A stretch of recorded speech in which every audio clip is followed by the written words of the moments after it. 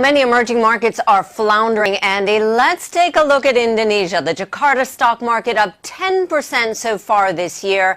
Analysts and investors pretty excited about the upcoming election. There's a new guy on the block. People think it's going to herald a big change. His name is Joko Widodo, better known as Jokowi. Is it really going to change things, though?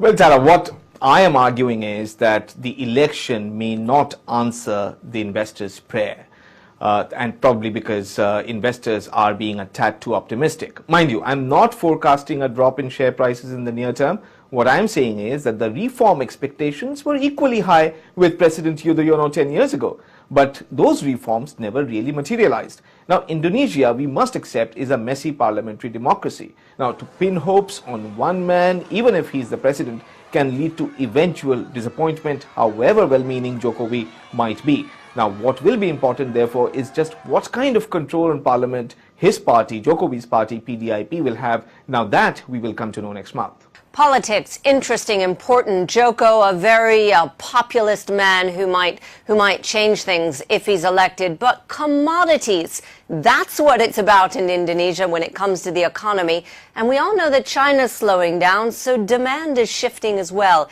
It does beg the question why Jakarta stocks are so high. Yes, Tara.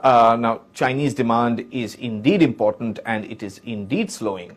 Chinese demand for commodities, that is. And Indonesia, which is a major exporter of minerals, of palm oil, and coal and other commodities, now it can't really rely on domestic consumption, which has supported more than 40% of GDP growth in recent years, because you simply can't do that for any length of time without investments. And India is a good case study, because India tried to do just that and then it floundered. Because what happens is that when you do that, you basically prop up consumption with wage growth running faster than productivity growth, and that's inflationary. And we do know that just like in India, inflation expectations in Indonesia too aren't always well anchored. So improving the investment climate, I beg your pardon, is absolutely essential. Well, let's keep an eye on this. Elections coming up in Indonesia. It's one of the hottest emerging stock markets right now, but there are some key issues that investors should be aware of.